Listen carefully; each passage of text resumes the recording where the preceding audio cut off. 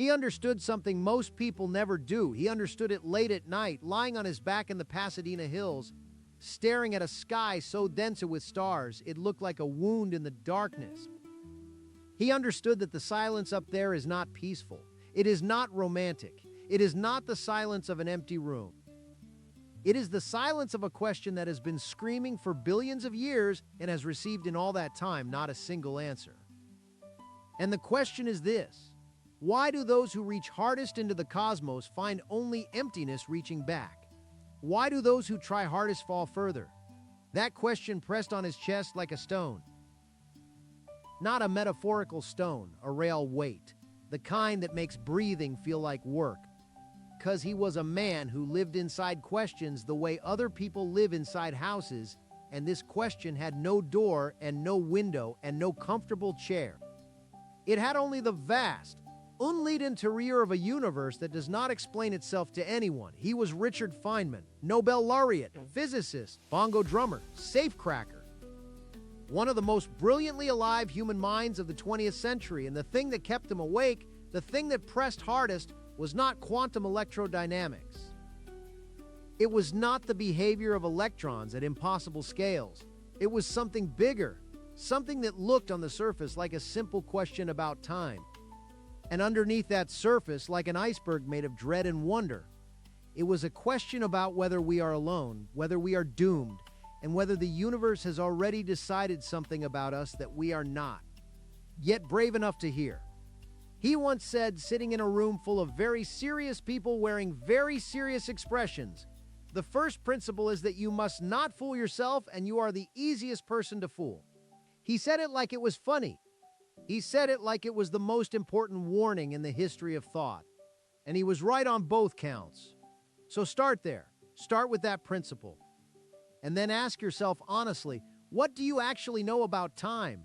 What do you actually know about the cosmos? What do you actually know about the silence between the stars and what it might mean for every living thing on this small, warm, improbable rock? Because the answer, if you're honest, is almost nothing. And that is not an insult. That is an invitation. That is the door swinging open. Imagine a Tuesday night, ordinary. You step outside to take out the trash or to let the dog run for a moment, or simply because the room felt too small. And you look up. The sky is clear. The stars are out. Thousands of them, maybe tens of thousands, scattered across the dark in patterns so ancient that the people who named them have been dust for 3,000 years. And for a moment, just a moment, you feel it. That small, sharp vertigo, that sense that the ground beneath your feet is not as solid as it seemed, that you are not standing on a planet so much as clinging to one, that the space above you is not above you at all. It goes in every direction. It has no floor, it has no ceiling, it has no wall, it is just endlessly more. Most people feel that for 2 seconds and then go back inside, back to the screen, back to the noise, back to the comfortable illusion that everything important is happening at human scale, in human time, at human temperatures. He never went back inside. Feynman stayed out there in the cold and the dark with the weight of the cosmos sitting on his sternum, and he did not flinch. He leaned into it. He said with that grin of his that was equal parts mischief and sincerity, "I find it much more interesting to live not knowing than to have answers which might be wrong." But he was not passive about not knowing. He was ferociously, relentlessly active about it. Not knowing was not the end of his inquiry, it was the engine. And right now, if you're watching this, you're part of that engine. You're already doing the thing that most people are too distracted or too comfortable to do. You are asking you're here. You are looking up metaphorically at least and refusing to go back inside just yet. So stay a while longer, because what comes next is going to change the shape of the sky for you. And once the shape changes, it does not change back. If this is the first time you have found your way here, if you are new to this conversation, this is exactly the right moment to become part of it permanently. Hit that subscribe button. Join this crew of cosmic explorers, because the questions we are about to navigate together are not the kind you ask once and forget. They are the kind that grow. They deepen with every passing year. with every new discovery, with every new silence from the stars. And you want to be here when the next piece of the puzzle falls into place or when it refuses to, which is often more interesting. Drop a comment below this video. Tell us, when you look at the night sky, do you feel wonder or do you feel fear? Because that question, that single question, is going to matter enormously before we are done. Now, time travel. He would have leaned forward when he said those two words. He would have tapped the table. Because Feynman understood that the phrase time travel carries an enormous amount of cultural baggage, most of it wrong, all of it entertaining, and almost none of it useful. Science fiction has given us machines with levers and spinning dials. It has given us phone booths and modified sports cars and polished blue boxes. It has given us the comfortable fantasy that time is a road you can drive in reverse if you just have the right vehicle. He would have smiled at all of that, and then he would have said, no, not like that. Nothing like that at all. But here is the thing that makes your jaw drop and your hands go a little cold. It is real. It is actually real, and you have already done it. Every single one of you watching this has already traveled through time. You're doing it right now. The question is not whether time travel is possible. The question is whether we understand what we are actually doing when we do it. Atiende. This is not metaphor. This is not poetry. This is physics. Hard tested, verified, repeatedly confirmed physics.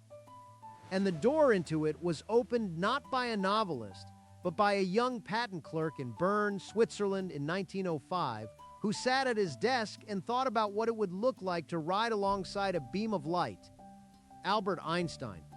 And the thing he discovered was this: time is not a constant. Time is not the same for everyone. Time is not a river flowing at the same rate through every valley. Time is elastic. It bends. It stretches. It compresses. It runs faster in some places and slower in others. And the things that bend at our speed and gravity, these two levers, these two physical realities that you interact with every day without ever noticing what they are doing to the clock inside your cells. Feynman loved this. He loved it the way a child loves a magic trick, except he also knew exactly how the trick worked, which made him love it even more. He would explain it with a thought experiment. He would say, imagine twins, two brothers, identical in every way, born at the same moment, same weight, same eyes, same laugh. On their 30th birthday, one of them gets on a spacecraft. Not a slow spacecraft, a fast one, impossibly fast.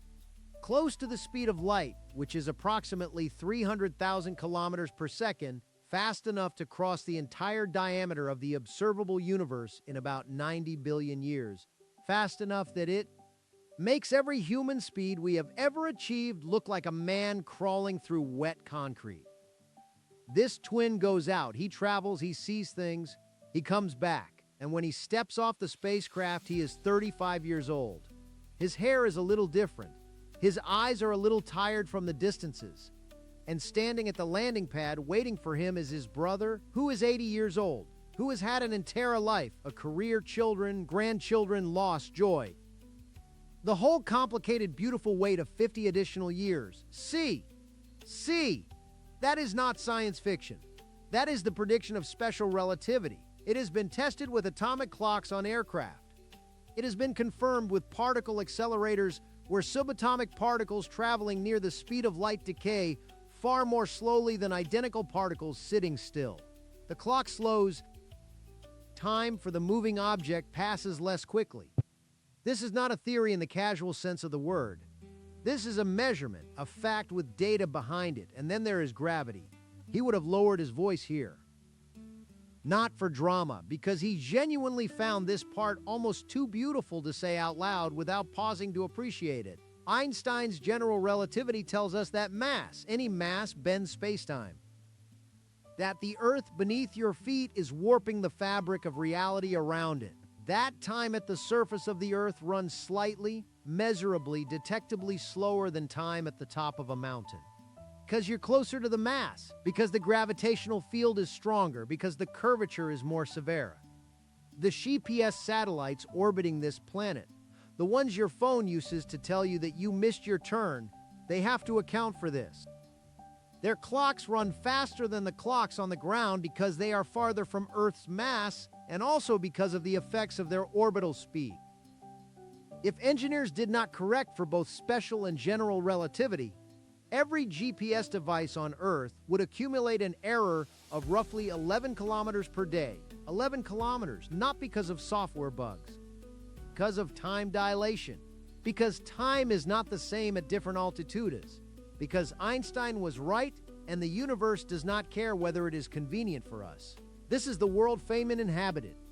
This is the landscape of his thought, and he would tell you with that irreverent New York energy that the proper response to this is not to nod politely and move on. The proper response is to stop. Stop completely.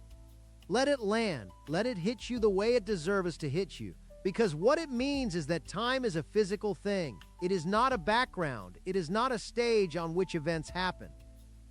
It is a dimension woven into the fabric of the cosmos, responsive to speed and mass, as rail and as malleable as clay. And if time is clay, then the question of time travel is not whether it is how much. It is in which direction. It is what the limits are. And here is where the conversation gets very interesting and also very dark. Why do those who try hardest fall further? Think about civilizations, not just human civilization.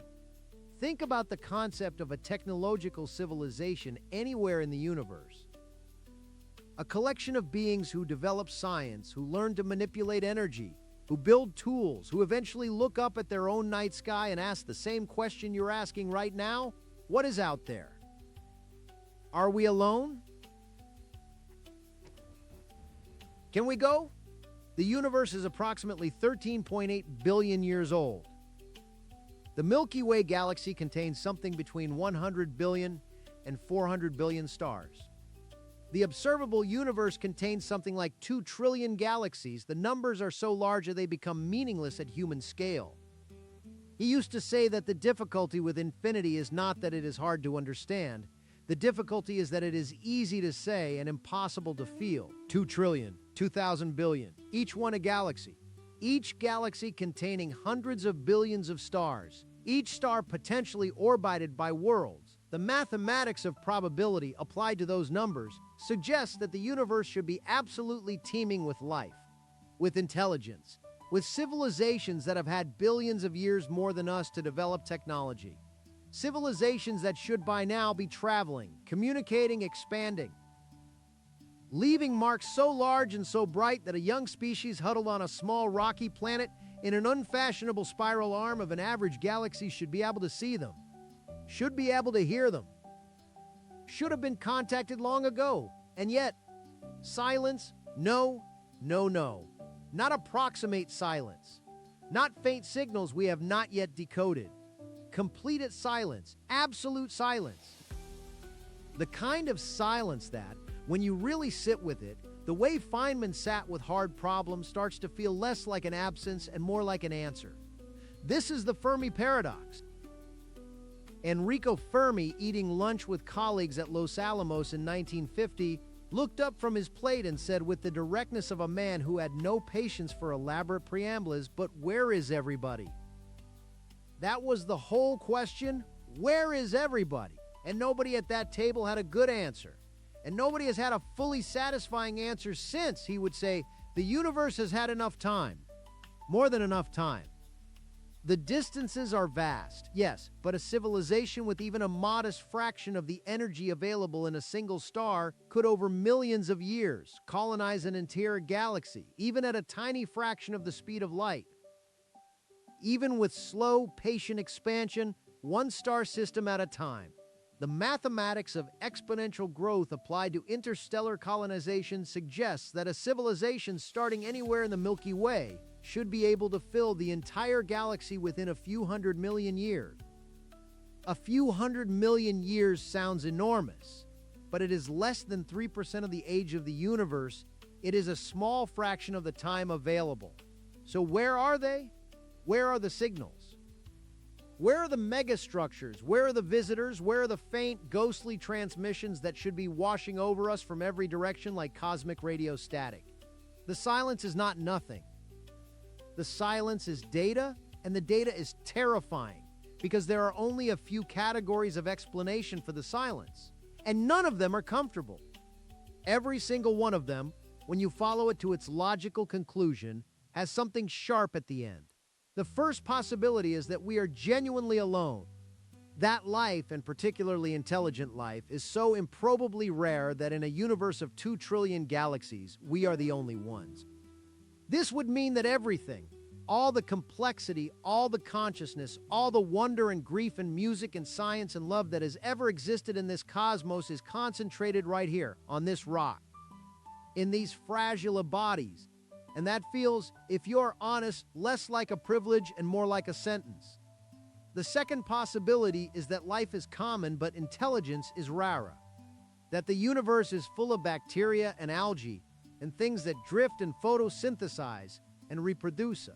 But that the leap to a brain complex enough to ask questions, to build tools, to develop language and mathematics, and curiosity, that leap is nearly impossible.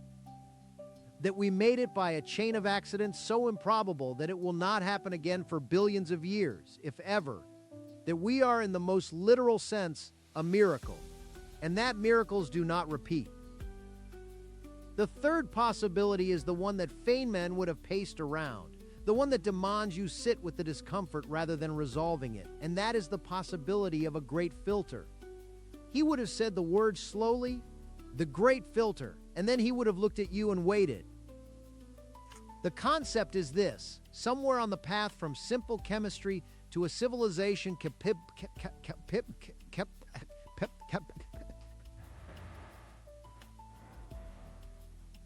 Somewhere on the path from simple chemistry to a civilization capable of interstellar travel, there is a step that almost nothing survives, a filter, a barrier. An event or a transition so catastrophically difficult to pass through that the vast majority of species that approach it are destroyed or destroy themselves, or simply stop.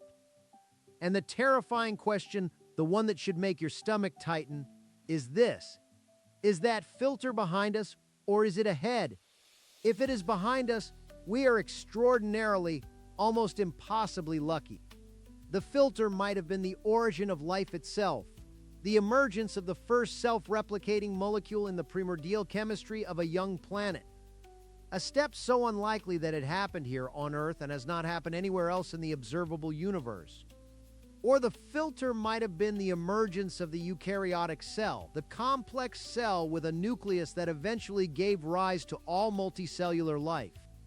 A step that took nearly 2 billion years to occur even after life had already begun. Or the filter might have been the development of consciousness itself.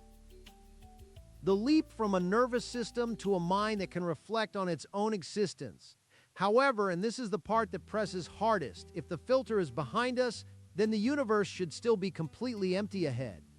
And if we eventually find even simple microbial life on Mars, or in the oceans of Europa, or in the clouds of Venus, that discovery, which would be reported as one of the greatest triumphs in the history of science, would actually be catastrophic news, because it would mean that the first filter, the emergence of life, is not that rara, which means the filter is somewhere else, which means it might be ahead of us. No. And if it is ahead of us, what could it be? What kind of event or transition kills nearly every civilization that approaches it? He would have listed them, not with despair. With the clinical precision of a man who respected hard truths more than comfortable lies, there is the possibility of self-destruction through the very technologies that make a civilization advanced. Nuclear weapons, engineered pathogens, artificial intelligence that optimizes for goals incompatible with the survival of its creators. A civilization reaches a certain level of technological power, and that power in the hands of beings who have not yet solved the problems of tribalism and short-term thinking and the tendency to prioritize immediate advantage over collective survival, becomes an extinction event. Not from outside, from within. There is the possibility of a cosmic event that is simply unavoidable, a gamma ray burst from a nearby stellar collision close enough to strip a planet's atmosphere in a matter of seconds. A nearby supernova bathing a solar system in radiation intense enough to sterilize it, a rogue planet wandering through a solar system and disrupting the orbits that make a stable biosphere possible. The universe is not a safe place. It is not designed with our comfort in mind. It is a place of extraordinary violence operating at timescales so long that from our perspective it looks like stillness. There is the possibility that civilizations reach a certain point and simply choose to stop expanding, that they turn inward, that they find the simulation of experience more compelling than the reality of exploration, that they become so absorbed in their own internal worlds that the stars simply cease to matter to them. This is perhaps the gentlest version of the filter, but it is still a filter, because it means the silence is not the silence of death. It is the silence of indifference, and there is something in that possibility that Feynman would have found almost as sad as extinction. He once sat across from a student who told him that he did not see the point in studying physics, that it did not feel relevant, that the universe was too big and too cold and too indifferent for its details to matter to a human life, and Feynman looked at him for a long moment. Then he said, "You are describing a tragedy and you do not even know it yet." The student looked back at him, and Feynman added, "The tragedy is not that the universe is indifferent. The tragedy is that you are, and you have chosen to call it wisdom. That is the sharpest version of the danger. Not a gamma-ray burst, not a nuclear winter, not an asteroid. The deepest threat to a civilization is the decision to stop looking, the choice to treat curiosity as a luxury rather than a survival mechanism. The cultural movement away from the uncomfortable, expensive, slow, rigorous work of understanding reality toward the fast, warm, frictionless comfort of stories that confirm what we already believe. He was terrified of that. Not in a performative way, in the way a doctor is terrified of a patient who refuses to acknowledge symptoms, because he understood that a civilization that loses its commitment to scientific thinking does not just stagnate, it becomes fragile. It becomes vulnerable to exactly the kinds of threats that science, and only science, can identify and address in time. Why do those who try hardest fall further? Because trying hard in the wrong direction is not the same as trying hard toward truth. Because effort without rigor is not science. Because a civilization can be very busy, very energetic, very productive, and still be walking toward the edge of a cliff with its eyes closed, humming cheerfully. And now comes the part where the weight begins to lift. Not disappear, lift. Because Feynman was not a man of despair, he was a man of tools.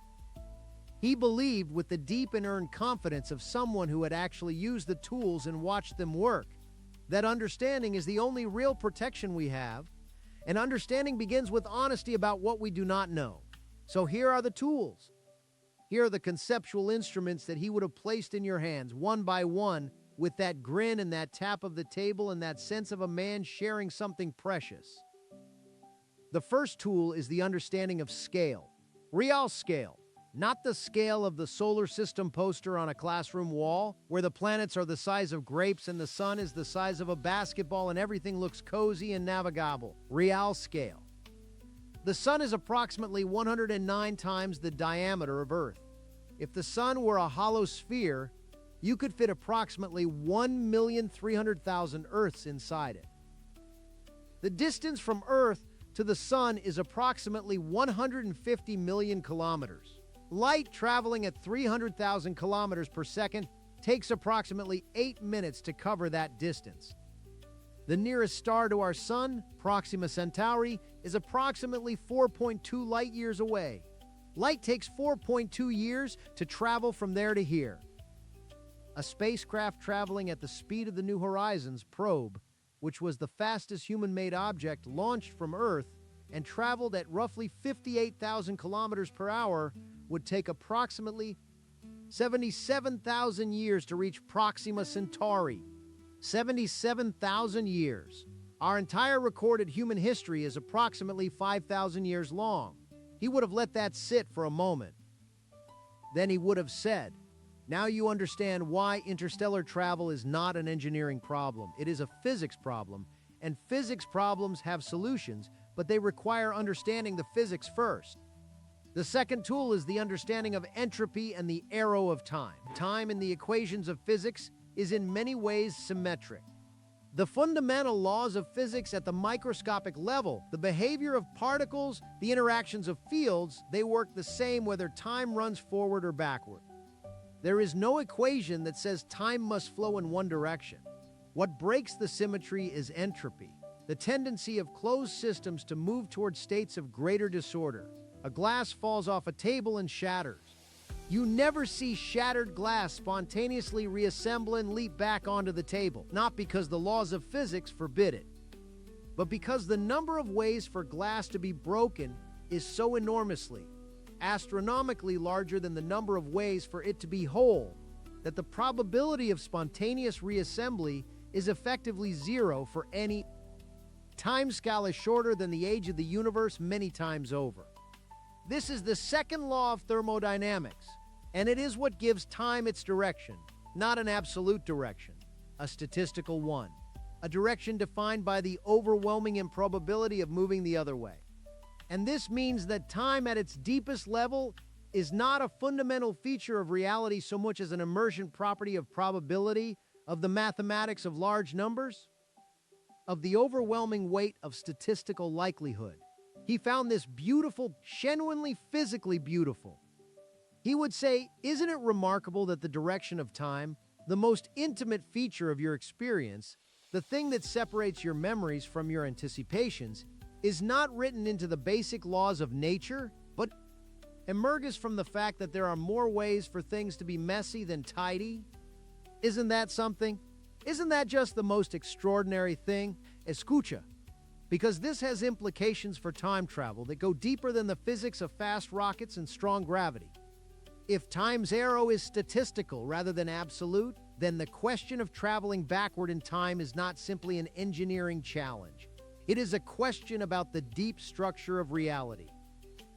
About whether the path from order to disorder can, under extreme conditions, be locally reversed. About what it would mean at the level of information and causality for an effect to precede its causa. The famous grandfather paradox. If you travel back in time and prevent your own birth, do you then exist to travel back in time? The paradox is not just a puzzle for philosophers, it is a signal. It is the universe's way of telling us that backward time travel, if it is possible at all, cannot work the way the science fiction version works. Something in the structure of reality resists it. Whether that resistance is absolute, whether backward time travel is truly impossible, or whether it is merely extraordinarily difficult, constrained by physical mechanisms we have not yet identified, that is one of the genuinely open questions in theoretical physics. And Feynman would have said, good, I am glad it is open. Closed questions are boring. The third tool is the concept of quantum superposition and the many worlds interpretation. He was deeply involved in the foundations of quantum mechanics. He developed the path integral formulation, which describes the behavior of quantum systems by summing over all possible histories, every possible path a particle could take, weighted by their probability amplitudes. It is a framework of extraordinary mathematical beauty and physical productivity, and it suggests something that, when you look at it directly, feels almost too strange to hold in your mind. At the quantum level, particles do not have definitive properties until they are measured. An electron does not have a specific position or momentum. It has a probability distribution, a cloud of possible states, all of which are in some senses simultaneously real, until the act of measurement collapses that cloud into a single outcome. This is not a limitation of our knowledge. This is not just saying that we do not know which state the electron is in. This is saying that the electron is, in a meaningful sense, in all of those states at once until it is not. The many worlds interpretation, proposed by Hugh Everett in 1957 and treated with enormous respect by many serious physicists, including Feynman himself in certain moods, says that measurement does not collapse the wave function. It branches it every time a quantum event occurs with multiple possible outcomes. The universe literally splits. Every branch is real. Every outcome happens. In one branch, the electron went left. In another, it went right. In one branch, you turned left at that intersection 20 years ago and your life went in one direction. In another, you turned right. He would have grinned here. He would have said, "Now I am not telling you the many worlds interpretation is definitely correct." Nobody knows that. But I'm telling you that it is taken seriously by serious people, and that it suggests something rather profound about the nature of time and possibility. It suggests that the universe is not a single thread,